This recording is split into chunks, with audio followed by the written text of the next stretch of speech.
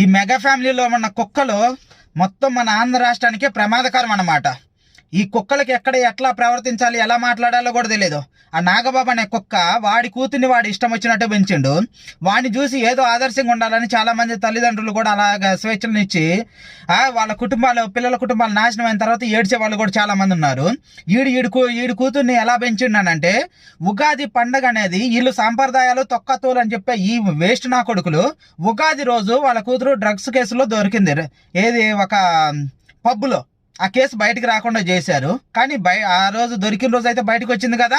ఇలాంటి లుచ్చా నా కొడుకు బయటకు వచ్చి చెప్తుండే, అరే నీ కూతురు నీకు ఇష్టం వచ్చినట్టు పెంచుకోవాలంటే పెంచుకో, అంతేకాని బయటకు వచ్చి ఓ పెద్ద నీతులు చెప్పమాక. నీ వల్ల చాలా మంది తల్లిదండ్రులు ఏడుతున్నారా వేస్ట్ నా కొడక, లుచ్చా నా కొడక.